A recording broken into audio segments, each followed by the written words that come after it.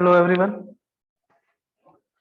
तो बच्चों previous class में अपन chemical properties of carboxylic acid के बारे में डिस्कस कर रहे थे। उसमें मैंने आपको बताया था कि कौन कौन से ग्रुप की रिएक्शन होती है। फर्स्ट आपके पास एसिडिक कैरेक्टर या reaction due to cleavage of OH bond. Second अपने पास था reaction due to cleavage of CO bond.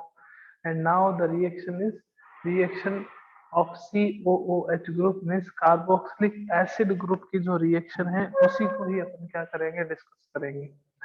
बस 3 to 4 केमिकल रिएक्शंस और रहती हैं, उसके बाद जो ये अपना चैप्टर है वो क्या हो जाता है, कंप्लीट हो जाता है। और उसके बाद टर्म सेकंड के ओनली 2 चैप्टर्स जो है वो रिमेनिंग होंगे, है ना। एक तो एमीन्स वाला और एक सरफेस वाला। तो कोशिश करेंगे कि जल्दी से जल्दी आपके टर्म 2 का सिलेबस को बाइंड अप कर दे अपन। आइए चलते हैं पर। तो लास्ट क्लास में जो रिएक्शन थी वो कौन सी रिएक्शन डिस्कस कर रहे थे? कोल्बे रिएक्शन, या यूं कह सकते हैं उसको कोल्बे इलेक्ट्रोलाइसिस। कभी एग्जाम में पूछेंगे तो आपको कोल्बे इलेक्ट्रोलाइसिस के नाम से पूछा जाएगा, कोल्बे इलेक्ट्रोलाइसिस, है ना। ये रिएक्शन देता कौन है? Salt of carboxylic acid. आप सॉल्ट ऑफ कार्बोक्सिलिक एसिड के एक्वस सॉल्यूशन का अगर आप इलेक्ट्रोलाइसिस करवाते हो, एक्वस सॉल्यूशन का अगर आप इलेक्ट्रोलाइसिस करवाते हो तो इलेक्ट्रोलाइसिस करवाने पर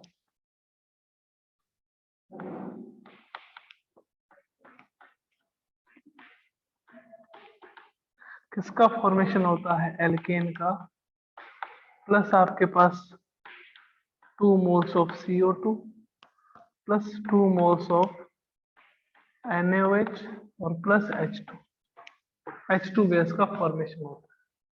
तो मैंने आपको जैसे रोज एक ही बात कहता हूँ कि किसी की केमिकल रिएक्शन किसी की मेथड ऑफ फॉर्मेशन होता है, किसी का मेथड ऑफ फॉर्मेशन किसी दूसरे कंपाउंड की केमिकल रिएक्शन होती है। ऐसा ही कुछ यहाँ पे भी एप्लीकेबल है। कैसे सर? मैंने कहा देखो, आप सॉल्ट ऑफ कार्बोक्सिलिक एसिड से किसका फॉर्मेशन कर रहे हो? एल्केन का। मीन्स ये एल्केन के मेथड ऑफ प्रिपरेशन में आता है। इसमें आता है एल्केन के मेथड ऑफ प्रिपरेशन में आता है। ओके, अब बात करते हैं कि इसकी मैकेनिज्म कैसे कंप्लीट होती है, किस मैकेनिज्म से ये कंप्लीट होगा। बिकॉज कुछ ऐसी रिएक्शन होती है बच्चों जिनकी मैकेनिज्म के बारे में अपने को पता होना चाहिए। एक मैकेनिज्म इजी हो और वो एग्जाम में आ जाए तो अपने को बहुत ज्यादा बेनिफिट हो सकता है उस चीज का, है ना। तो मैकेनिज्म की बात करें कि इसकी मैकेनिज्म होती कैसे, तो आपको पता है कि कोई भी इलेक्ट्रोलाइट हो, जैसे ये है RCOONA, इलेक्ट्रोलाइट कोई भी हो, इलेक्ट्रिसिटी पास करते हो उसके अगर एक्वस सॉल्यूशन में, तो वो अपने आयंस में क्या होता है, डिसोसिएट होता है RCOO माइनस प्लस 2 आपके पास क्या आएगा, Na, है ना। दूसरा इलेक्ट्रोलाइट आपके पास क्या है, H2O है, तो वो भी अपने आयंस में क्या होगा, डिसोसिएट होगा किसमें, 2H plus plus OH minus. अब इलेक्ट्रोलाइसिस है तो मीन्स ये रिएक्शन कैथोड और एनोड पे होगी। इलेक्ट्रोकेमिस्ट्री का थोड़ा सा यहाँ पे यूज करते हैं, Na पे भी पॉजिटिव चार्ज, H पे भी पॉजिटिव चार्ज। और शायद अपने को पता होगा कि जो कैटायन है वो हमेशा कहाँ मूव करते हैं बच्चों, वो हमेशा मूव करते हैं कैथोड पे। और जो एनायन है, एनायन कहाँ पे मूव करते हैं, वो हमेशा मूव करते हैं एनोड पे। कैटायन कहाँ जाते हैं, कैथोड पे। एनायन कहाँ जाते हैं, एनोड पे। अब सर हमारे पास तो यहाँ 2 कैटायन है, तो क्या दोनों कैटायन कैथोड पे जाएंगे या दोनों एनायन एनोड पे जाएंगे? मैंने कहा बच्चों ऐसा कभी नहीं होता कि दोनों एनायन या दोनों कैटायन, कोई एक कैटायन या फिर कोई एक एनायन जो है वो अपने अपोजिटली चार्ज इलेक्ट्रोड पे जाता है। अब कैटायन पे क्या होता है, यानी कि कैथोड पे क्या होता है, ये शायद आपको पता होगा, कैथोड पे हमेशा रिडक्शन होगा। कैथोड पे हमेशा क्या होता है, रिडक्शन। और एनोड पे हमेशा क्या होता है, ऑक्सीडेशन। ऑक्सीडेशन, ऑक्सीडेशन का मतलब क्या होता है, removal of electron, removal of electron. और उसका मतलब क्या होता है, गेनिंग ऑफ इलेक्ट्रॉन। तो देखो एनोड और कैथोड पे रिएक्शन क्या होगी, पहले देखेंगे एनोड पे। एनोड पे कौन जाता है कि सर एनायन जाता है। तो 2 एनायन है आपके पास, OH माइनस आयन और RCOO माइनस आयन। तो यहाँ पे अपन बात करेंगे RCOO minus ion, C double bond O पे माइनस आयन। तो क्या होगा, कार्बोक्सिलेट आयन की अगर अपन बात करेंगे, एनायन हमेशा एनोड पे जाता है, एनोड पे हमेशा ऑक्सीडेशन होता है, ऑक्सीडेशन में हमेशा इलेक्ट्रॉन्स बाहर निकलते हैं। तो आपके पास क्या आएगा, C डबल बॉन्ड O, इस ऑक्सीजन के पास ओनली 3 रेडिकल रह जाएंगे और प्लस आपके पास क्या बन जाएगा, 2 इलेक्ट्रॉन्स। ये एनोड पे रिएक्शन होती है। बट इससे आगे क्या होगा, ये जो ऑक्सीजन है ये कहेगा भाई साहब आप हमें हमारे इलेक्ट्रॉन दो, सॉरी ये जो आपके पास ये ऑक्सीजन तो क्या कहेगा, इसके पास आपके एक फ्री इलेक्ट्रॉन है। तो ये जो पास वाला कार्बन है ये इस कार्बन को कहेगा भाई साहब आप हमें हमारे इलेक्ट्रॉन दो ताकि हम हमारे निकल जाए बाहर। ये इलेक्ट्रॉन दे दिए, हमारे इलेक्ट्रॉन है ना, इस कार्बन के नहीं लेके जाएगा, हमारे इलेक्ट्रॉन नहीं, यहाँ पे सिंगल बॉन्ड, यहाँ पे सिंगल बॉन्ड। क्योंकि इसके पास क्या रह जाएगा, देखो RCO के पास क्या रह जाएगा, ये एक बॉन्ड तो यहाँ बन रहा है, एक एक्स्ट्रा इलेक्ट्रॉन यहाँ रह जाएगा इस ऑक्सीजन के पास। तो ये कार्बन से यहाँ पे होमोलाइटिक क्लीवेज होगा, मतलब आपके पास नंबर ऑफ इलेक्ट्रॉन इक्वली क्या हो जाएंगे, डिस्ट्रीब्यूट हो जाएंगे, और ये इलेक्ट्रॉन यहाँ चला जाएगा। तो किसका फॉर्मेशन होगा, 2R फ्री रेडिकल और प्लस क्या मिलेगा आपको, CO2। और 2R फ्री रेडिकल है तो R free radical plus R free radical दोनों मिलके किसका फॉर्मेशन कर लेंगे, एल्केन। ये आपके पास किसका फॉर्मेशन हो गया, एल्केन का। कौन सी रिएक्शन से, कोल्बे इलेक्ट्रोलाइसिस से। कहाँ हुआ ये, एनोड कि सर कैथोड पे क्या होगा, एट कैथोड।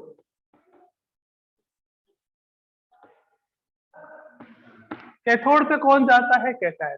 सर दो कैटायन है हमारे पास, एक Na प्लस है और एक H प्लस है। मैंने कहा वो कैटायन मूव करेगा जो लेस रिएक्टिव होगा। अब आपको ये देखना है कि कौन सा लेस रिएक्टिव है, सोडियम लेस रिएक्टिव है या फिर हाइड्रोजन लेस रिएक्टिव है। तो अपन ने ये कंक्लूजन निकाला on the basis of reactivity series कि H प्लस आयन जो है वो लेस रिएक्टिव है, तो वो क्या करेगा, कैथोड पे जाएगा, 2 इलेक्ट्रॉन एक्सेप्ट करेगा और क्या बना देगा, H2 गैस लिबरेट होगी कहाँ पे, कैथोड। तो सर NaOH कैसे बना, मैंने कहा सॉल्यूशन देखो आप, सॉल्यूशन में अगर आप देखोगे तो आपके पास Na प्लस और OH माइनस आयन यूं ही पड़े हैं। Na प्लस आयन का भी कोई यूज नहीं हुआ, OH माइनस आयन का भी कोई यूज नहीं हुआ। तो क्या मिलेगा कि ये जो सॉल्यूशन में जो सोडियम आयन है प्लस सॉल्यूशन में जो हाइड्रोक्साइड आयन है वो रिएक्शन करेंगे और रिएक्शन करके क्या करेंगे, 2NaOH का फॉर्मेशन करेंगे, सोडियम हाइड्रोक्साइड का। तो मैंने यहाँ पे 4 प्रोडक्ट बनाए, रिएक्ट प्रोडक्ट के साइड में रिएक्शन में, एक एल्केन बनाया, एक कार्बन डाइऑक्साइड बनाया, एक सोडियम हाइड्रोक्साइड बनाया, एक H2 बनाया। तो जो मैकेनिज्म में भी मैं एक्सप्लेन कर रहा था, तो एक CO2 बन गया, एक एल्केन का फॉर्मेशन हो गया, एक H2 का फॉर्मेशन हो गया और एक सोडियम हाइड्रोक्साइड का फॉर्मेशन हो गया। ये कोल्बे इलेक्ट्रोलाइसिस की मैकेनिज्म है। अगर समझ आ गई हो तो जल्दी से हैंड रेज कर दीजिए, अदरवाइज मैं दोबारा एक्सप्लेन कर दूंगा।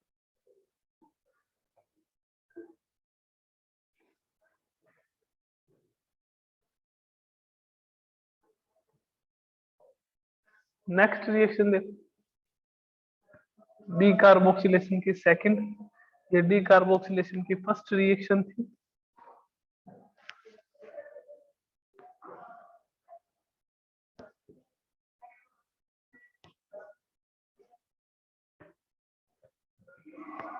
डी कार्बोक्सिलेशन की ही सेकंड रिएक्शन।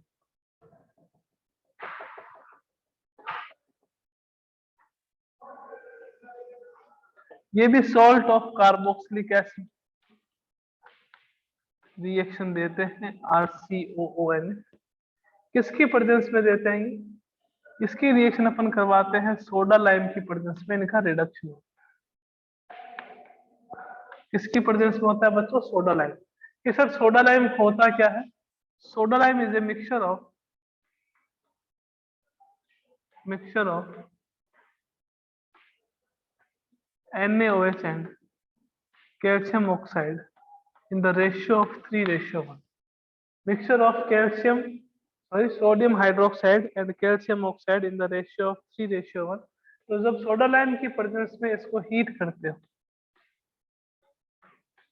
तो हीट करने पर किसका फॉर्मेशन होता है, एल्केन का, प्लस क्या होता है, सोडियम कार्बोनेट बाहर निकल जाता है, Na2CO3। That's it.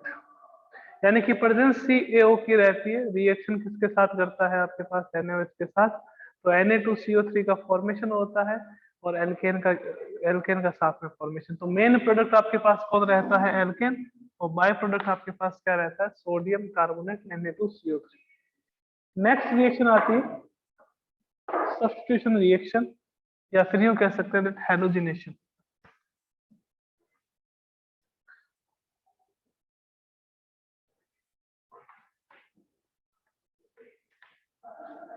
Halogenation reaction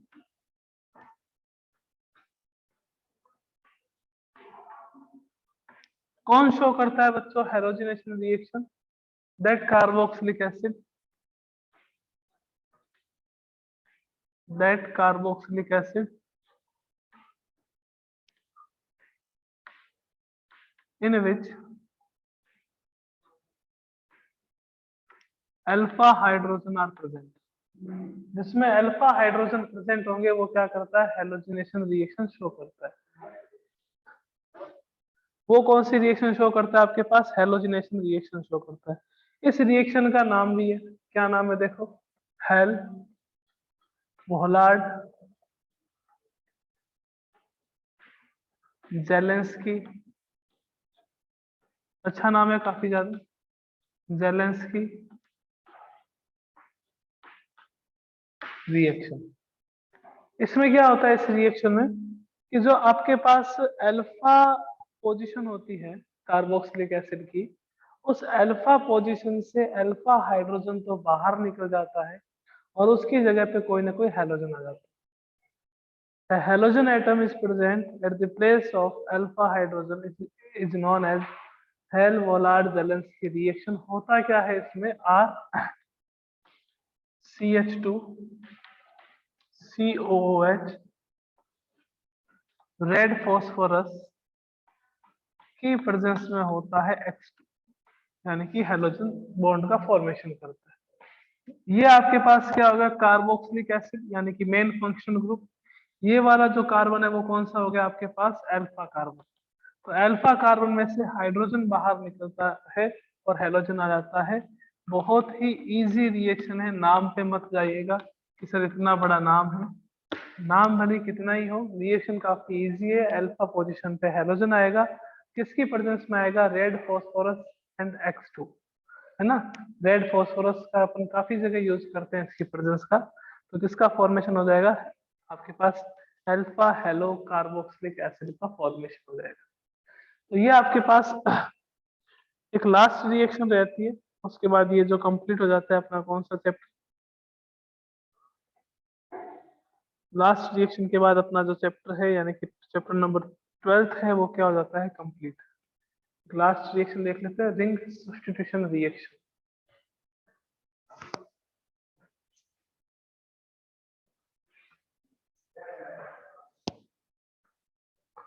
last reaction आती है ring substitution reaction.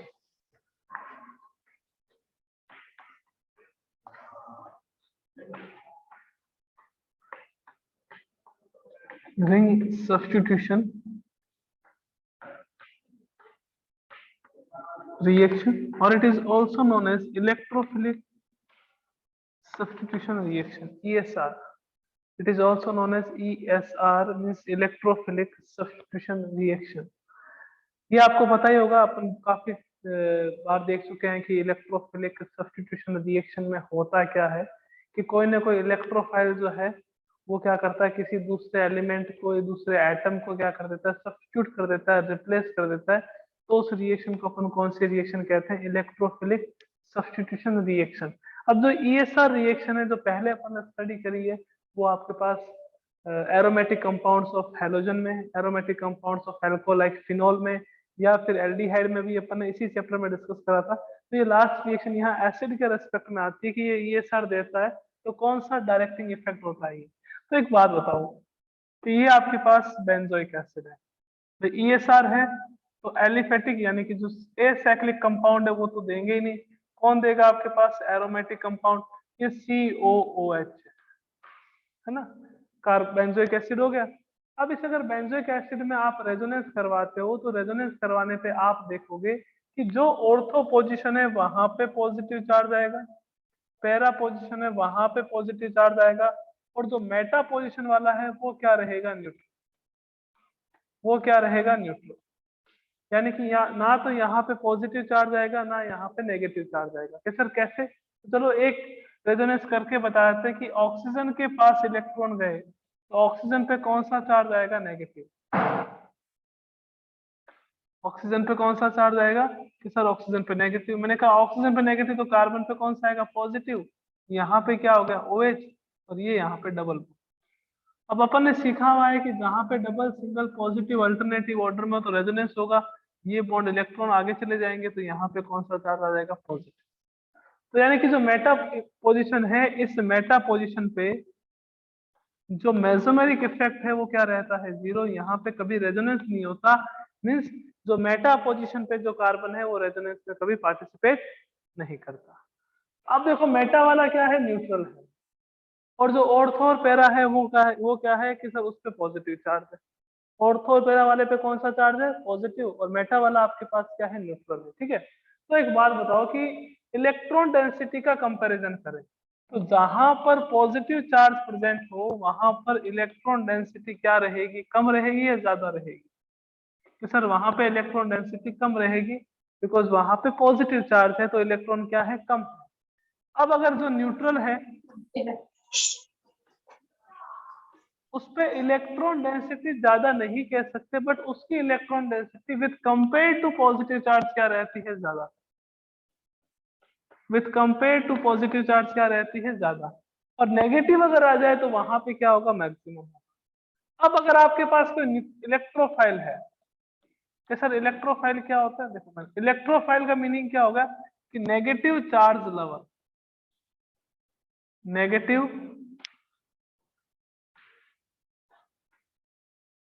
Charge lover जो होते हैं वो क्या होते हैं आपके पास, इलेक्ट्रोफाइल। वो ये वहां जाना पसंद करते हैं जहां पर आपके पास इलेक्ट्रॉन डेंसिटी जो है ज्यादा हो, वहां जाना पसंद करते हैं। नेगेटिव चार्ज लवर होते हैं या वहां जाएंगे जहां पे इलेक्ट्रॉन डेंसिटी मैक्सिमम हो। अब इलेक्ट्रोफाइल है ये, अगर आप कहोगे सर इसको अपन क्या करते हैं, ऑर्थो पे बॉन्ड डालते हैं, तो ऑर्थो पे भी कौन सा चार्ज है, पहले से पॉजिटिव। इस पे भी कौन सा चार्ज है, पॉजिटिव। तो पॉजिटिव चार्ज है और किसी और के साथ बॉन्ड बनाने जाएगा तो बॉन्ड का फॉर्मेशन करेगा क्या, नहीं करेगा।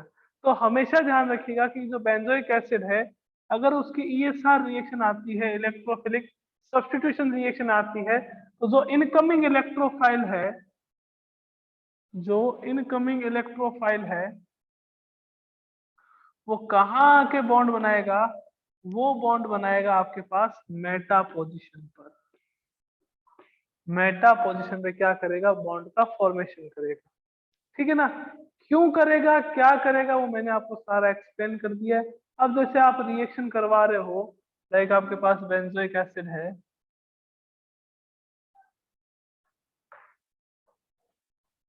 ये आपके पास बेंजोइक एसिड है। इस बेंजोइक एसिड की आप रिएक्शन करवा रहे हो, मान लीजिए कि HNO3 के साथ। तो सर क्या होगा HNO3 के साथ करवाने पर, मैंने कहा नाइट्रेशन होगा in the presence of H2SO4। तो जो NO2 ग्रुप है, ये मान लीजिए कि ये आपके पास इलेक्ट्रोफाइल है NO2 प्लस नाइट्रोनियम आयन। अब ये जिसके ऊपर पॉजिटिव चार्ज है वो कहाँ जाएगा, भागा भागा, कि सर वो वहां जाएगा जहां पर आपके पास या तो नेगेटिव चार्ज हो या इलेक्ट्रॉन डेंसिटी क्या हो, मैक्सिमम हो। मीन्स NO2 कहाँ जाएगा, मेटा पोजीशन पे। मेटा पोजीशन पे जाने का क्या रीजन रहता है, ये मैंने आपको बता दिया। बिकॉज मेटा पोजीशन पे आपके पास ना तो पॉजिटिव चार्ज है ना कुछ हो। ऑर्थो और पैरा वाले पे कौन सा चार्ज प्रेजेंट है, पॉजिटिव प्रेजेंट है, तो इलेक्ट्रॉन जो सॉरी इलेक्ट्रोफाइल जो है वो यहाँ आएगा नहीं, बिकॉज वो भी भिखारी, ऑर्थो पैरा भी भिखारी, तो भिखारी कभी भिखारी के पास नहीं जाएगा। वहां जाएगा जो न्यूट्रल हो, या वहां जाएगा जहां पर इलेक्ट्रॉन्स क्या हो, ज्यादा। ओके। तो अगर ये कंसेप्ट समझ आ गया तो एक बार हैंड रेज कर दीजिए जल्दी से।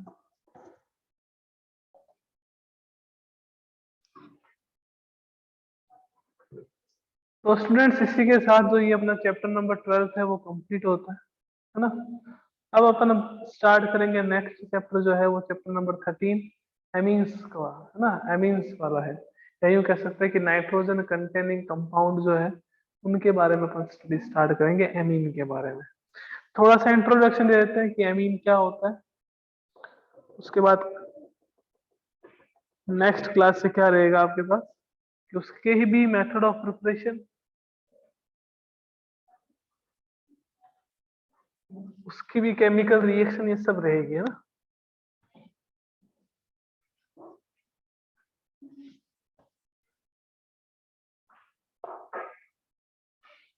नेक्स्ट है चैप्टर नंबर 13।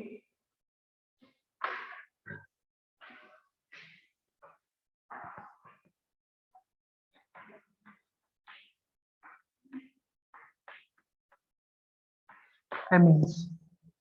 थोड़ा सा इंट्रोडक्शन देते हैं कि एमीन्स होते क्या है, एमीन्स का फॉर्मेशन कैसे होता है, होते क्या है, कितने टाइप के होते हैं, इन सब के बारे में अपन डिस्कस करेंगे। इनका IUPAC नेमिंग कैसे करते हैं, इनकी कॉमन नेमिंग कैसे करते हैं, उन चीजों के बारे में भी अपन डिस्कस करेंगे। ओके, सबसे पहले बात करें कि एमीन होता क्या है। एमीन का फॉर्मेशन हुआ है अमोनिया NH3 से। नाइट्रोजन की वैलेंसी आपके पास कितनी होती है कि सर 3 होती है, एक आपके पास क्या रहता है, लोन पेयर ऑफ इलेक्ट्रॉन।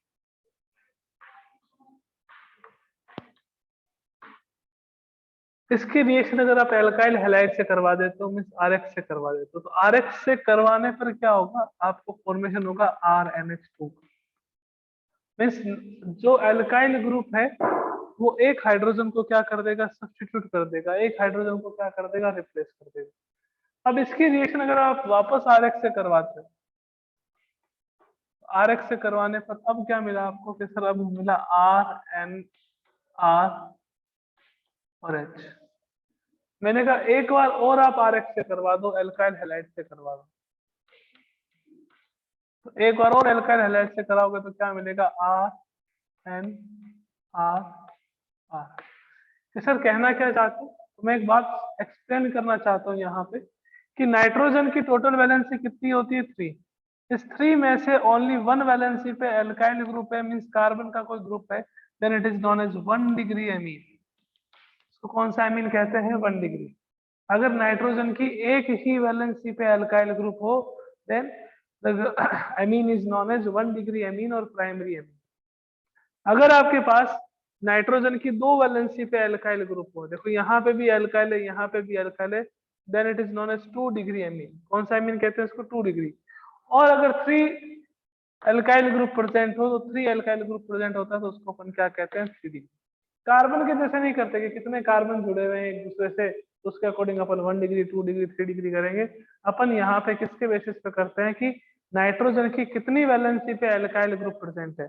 अगर एक वैलेंसी पे एल्काइल ग्रुप है देन उसको कहेंगे 1 डिग्री या प्राइमरी। 2 वैलेंसी पे अगर एल्काइल ग्रुप है तो उसको कहेंगे 2 डिग्री या सेकेंडरी। और 3 ग्रुप पे एल्काइल ग्रुप है तो उसको क्या कहेंगे, टर्सरी या 3 डिग्री। और अगर आप इसकी भी रिएक्शन, क्योंकि आपको पता है यहाँ पे क्या प्रेजेंट होता है, non pair of electron present, क्या प्रेजेंट होता है, लॉन पेयर ऑफ इलेक्ट्रॉन। तो अगर आप इसकी भी रिएक्शन फिर आप RX से करवाते हो, एल्काइल हैलाइड से करवाते हो, तो एल्काइल हैलाइड से करवाने पर किसका फॉर्मेशन होगा, quaternary ammonium salt. Quaternary ammonium salt का क्या होगा आपके पास, फॉर्मेशन होगा। इसको कहते हैं क्वाटरनरी अमोनियम सॉल्ट, जिसमें पॉजिटिव और नेगेटिव चार्ज दोनों प्रेजेंट हो, उसको अपन क्या कहेंगे, क्वाटरनरी अमोनियम सॉल्ट। तो ये चीज समझ आई है तो एक बार हैंड रेस कर दीजिए, फिर चलते हैं अपन आगे।